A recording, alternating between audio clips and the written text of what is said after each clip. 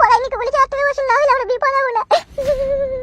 ভুল তো তোমরা শুরুতেই করে ফেলো গো। দেখি আমার কাছে বিচার চাও।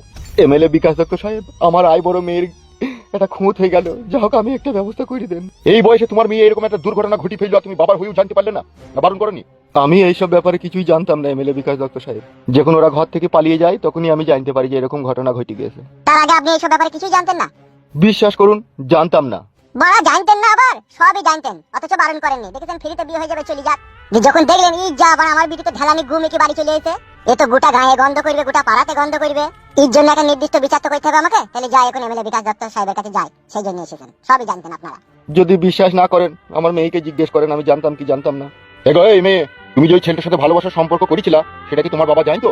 না কাকা বাবু, বাবা এইসব ব্যাপারে কিছুই জানতো না। আমি চুপি চুপি ওই ছেলের সাথে ভালোবাসা করেছিলাম। চুপি চুপি তো ওই ছেলেটার সাথে তুমি প্রেম ভালোবাসা করেছিলে, এখন কেন তোমার বাবাকে তোমার প্রয়োজন বললো? এখন পকাত করে দিয়েছে না, সেই জন্য। 14 বছর বয়সে বাবা মায়ের মান সম্মান ইজ্জত ধুলোর সাথে মিটিয়ে দিয়ে পর পুরুষের সাথে পক পক পক করতে গেছে বড় কথা। তাই শুইরের বাচ্চা, তুই কেন গাল দিচ্ছিস বে? তা গাল দেবো না বড়া? অন্যায় করে ভুল করে দেশে বিচার চাবে। বোকাচোদা শুইরের বাচ্চা, ও তো মেয়ে খেলিবে, ওর কোনো জ্ঞান বুদ্ধি আছে? অন্যায় তো করেছে সেই শুইরের বাচ্চা যে ওর ভালোবাসা সরলতা সুযোগ দিয়ে ওর সাথে খারাপ কাজ করেছে। ও যাবেই বা কেন বড়া আমার সাথে? শুইরের বাচ্চা, তোর কথা খুব বেশি হয়ে গেছি। পার্টি অফিস থেকে খেদিয়ে দেবো তোকে। বড়া সত্যি কথা বললি তো ফের পাঠিয়ে দিতে খেতে দেবো তোকে। সত্যি কথা বলা যেন মনে হচ্ছে মহাপাপ। বে তুই শালা পাপ পুণ্যর কি বুঝিস বে? ও বেশ বড়া ভুলে গেছিলাম, তুমি যা বলবার বলো, আমি কিছু বলবো না, ভুলে গেছে। ঠিকই বলছে, বাল মুখে টাকা ছোট ছোট মুখে খুব বড় বড় কথা বলে। যেখানে বড় ভাই আছে তবে কথা বলছি তো, তুই আবার পেছন থেকে ফোন কাটছিস কেন বে? এ ভাই অন্যায় হয়ে গেছে রে, তোদের কি গলায় ধরে দেবো নাকি বল? তাহলে যে বাড়া তুমি বাইরে কি গলায় ধরে দিচ্ছি বল? এটাকে এসব কথা বাদ দে, শুইরের বাচ্চা জ্ঞান বুদ্ধি নাই তার কি হবে বল? এই যে আপনাকে বলছি এইদিকে তাকান। জি বলুন এমএলএ সাহেব। এখন ছেলেটা কি বলতে চাইছে, তোমার মেয়েকে বিয়ে করবে কি করবে না? সে ছেলেটা তো দু মতামত করছে, একবার বলছি করবো একবার বলছি করবো না। কেন ও খান কি ছেলে শুইরে বাচ্চা এরকম কথা বলছি কেন? এখন তো বলবেই গো বড় ভাই, এখন স্বাভাবিক কথা, এখন মজা লুটে গেছে না। সে মজা লুটেছে সে ঠিক আছে, কিন্তু মেয়েটার ভবিষ্যৎ কি হবে বে? সেটাই তো বড় ভাই, সে ছেলেটাকে দিকে বিয়ে না করে তাহলে তো এর জীবনটা বেকার হয়ে যাবে। ই তো লেওরা ঘায়ের উপরে বিষ ফোড়া রে। এমএলএ সাহেব, আপনি ছাড়া কেউ ব্যবস্থা করতে পারবে না। ঠিকই বলেছেন আপনি, আমি ছাড়া কেউ ব্যবস্থা করতে পারবে না। দেখুন বলাই সর্দার, আমরা এমএলএ, আমরা তলায় তলায় যেখানে সুই চলে না সেখানে আমরা ফাল চালাইতে পারি। এর বিচার তো আমি নিশ্চয়ই অবশ্যই করব। তা আপনি বাবা তো, তা আপনার খারাপ লাগবে, আপনার মেয়েকে আমি দুটো প্রশ্ন করবো, আপনি কানে আঙুল দিয়ে থাকেন। এই যে মেয়ে, আমার চোখের দিকে একটু স্পষ্ট করে তাকাও তো। আচ্ছা, এই 14 বছর বয়সে এত কুটকুটুনি কেন হইলো তোমার? সাঁটালি বালিগে লজ্জা পেয়েছো? যোগে ভুল করে আসবা, মা বাবার মান সম্মান হারিয়ে আসবা, গ্রামের লোকের কাছে এসে বিচার করবা, এগুলো একবার ভাবতে হয়। যে এই বয়সে আমার কুটকুটুনি উঠছি, কুটকুটুনিটা মিটাবো, যদি সমাজে আমার কোনো কলঙ্ক হয়ে যায় আমি কি করবো? আমার বাবার মান সম্মান কি হবে? আমাকে যদি বিচার তালাই নিয়ে যায় আমার কি হবে? ওসব ভাববার সময় কোথাও না, কুটকুটুনি নিয়ে ব্যস্ত। ভুল তো হয়েছে, অন্যায় তো হয়েছে। আমার কাছে একটা কথা শুনে এদিকে তাকাও। ওই ছেলেটাকে কি তুমি বিয়ে করবে নাকি ওর কাছ থেকে কিছু জরিমানা পাই দেওয়ার ব্যবস্থা করবো?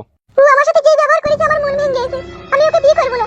আপনি কিছু জরিমানা পাইয়ে দেওয়ার ব্যবস্থা করে দেন। ঠিক আছে তাই হবে। শোনো একটা কথা। জি বলেন। এই যে হয়ে গেছে কথা, আপনি কানে আঙুল সরান দিয়ে কথা শুনুন। জি বলেন। ওই ছেলেকে আপনার মেয়ে আর বিবাহ করবে না, ঠিক আছে? আপনার মেয়ে বলছে ওই ছেলের কাছ থেকে কিছু জরিমানা পাইয়ে দেওয়ার ব্যবস্থা করে দিতে বলছে। তাহলে কত টাকা করবো? মেয়ে যদি আমার ভালো ফ্রেশ কন্ডিশনে থাকতো তাহলে তো অন্য জায়গায় বিয়ে শাদী দিতে গেলে অল্প পয়সাতে হয়ে যেত, কিন্তু এখন তো আর সেই পরিস্থিতিতে না। এখন যেখানে বিয়ে দিতে যাবো যার দিনা পাওনা লাগছিল তার ডবল লাগবে। এখন ফ্রেশ কন্ডিশনে যদি 2 লাখ খরচা হতো তাহলে এই কন্ডিশনে হয়তো 4 লাখ হবে। তো এই মোটামুটি 4 লাখ টাকার মতো জরিমানা করে দেওয়ার ব্যবস্থা করে দিলে খুব ভালো হতো। 4 লাখ কোনোদিনও বাবার কালে দেখেছিস হবে? তাহলে আপনি যা ভালো বুঝুন তাই করেন। শুনুন আমার কাছে কথাটা। জি বলুন। আমি 6 লাখ টাকার মতো ওকে জরিমানা করার ব্যবস্থা করছি। সুইরকে পিল্লের হাসি দেখো। কি রে আবার মন খারাপ করলি কেন? হাস হাস হাস, অসুবিধা নাই হাস। ওই অপহরণকারীকে যে তোমার মেয়ের ইজ্জতের সাথে ফ্রি ফায়ার গেম খেলেছে, ওই সুইরকে পিল্লেকে 6 লাখ টাকা জরিমানা করছি। তুমি নেবে 4 লাখ টাকা, আমি নেবো 2 লাখ টাকা, ঠিক আছে? সে টাকা কি করে বাইক হতে এসে আমার ঠিক লাইন জানা আছে। ভালো হবে তো, আপনি 2 লাখ নেন না, আমাকে 4 লাখ দেবেন, অসুবিধা নাই। ঠিক আছে তুমি এখন বাড়ি যাও, আজকে সন্ধ্যাবেলায় তোমাকে ডাক করবো, তুমি আসবে, ঠিক আছে? আমার লোকজন যেই ওকে বাড়ি থেকে ধরে আনবে, তারপরে ফয়সালা হবে। ওকে ঠিক আছে এমএলএ বিকাশ দত্ত সাহেব, ঠিক আছে আপনি এখন আসুন।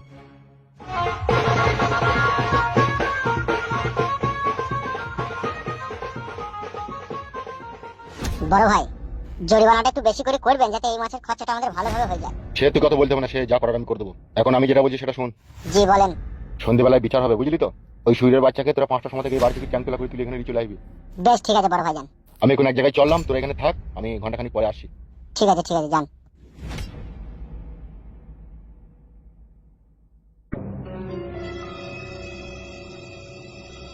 আর তুই একা বাড়ি চিটা গাল শোনার কাজ করিস কেন রে? সব সময় বড় ভাই যখন কথা বলি তুই অমন করছিস কেন? আমার বড় সত্যি কথাকে যদি কেউ মিথ্যে কথা বলে না তখন আমার সহ্য হয় না, জানিস তো বড়। এখানে খালি সব সহ্য করতে হবে, বেশি কথা বললে হবে না, ঘাড় পাকা মারাইলে হবে না। কি আর করার আছে, সহ্য করতে হবে। আর বড় ভাই এই অবেলায় কোথায় গেল? কি করে জানবো কোথায় গেল? আমার মন বুঝি নিশ্চয়ই কোনো কোর্ট কেসের ব্যবস্থা করতে গেল। সে জেলে যেতে পারে, তোর কি বে? সে তো বটেই, যাবে তো বটে, ও এখন এমএলএ তে যাবে না। ও তুমি যে ব্যবহার করছো আমার সাথে বউ, এটা মনে হচ্ছে আমার পুরনো বউটাই ভালো ছিল। তা পুরনো বউটাকে ছাড়লি কেন রে? এই গাড়িতে চাপা ছাড়লি কেন? তাকে রাখতে তো ঘরে, আমাকে বিয়ে করার তো তোর কোনো প্রয়োজন ছিল না। বেশ তুমি মদ গেঁজা বেচছিলাম, মদ মাতালদের সাথে ভালোই ছিলাম, তুই তাহলে কেন আমাকে বিয়ে করলি? আমি তো বুঝতে পারিনি তুমি এত বড় হারামি মেয়ে ছেলে। বুঝতে পারিনি? তাহলে কি দেখে বুঝে আমাকে বিয়ে করেছিলে? তুমি এমন করবে আমার সাথে তাইলে? কি করবো রে? তুই ব্যবহারটা ভালো কর, তুই আমার সাথে ব্যবহার ভালো কর, তবে তোর সাথে ব্যবহার ভালো করবো। সত্যি এখন বুঝতে পারছি যে আমি কি ভুল কি অন্যায় করেছি।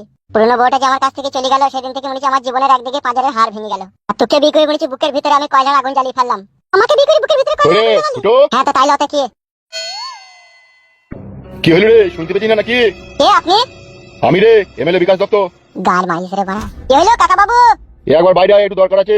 হ্যাঁ যাই কাকা। তুই আবার এমএলএ বিকাশ দত্তের কাছে আমার লেগে নালিশ করিনি তো? তোর লেগে কেন নালিশ করবি রে? আমি তো তোকে পালিশ করতে পারবো। তা পারবি তুই যা ঢেমন।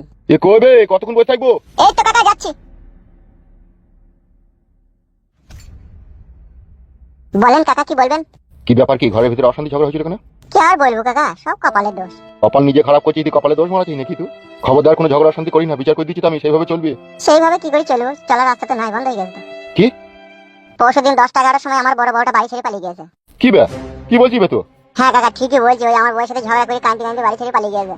সুরের বাচ্চা, মাথায় নষ্ট। আর এই মনে আমার অনেক কষ্ট। তোর বউ যদি বাড়ি থেকে পালিয়ে গিয়ে থাকে, তোরও অবস্থা কিরাসিন করে দেবো আমি, সবসময় চালে ডালে করে দেবো। তোর বউকে ডাক, তোর বউয়ের সাথে দুটো কথা বলবো আমি।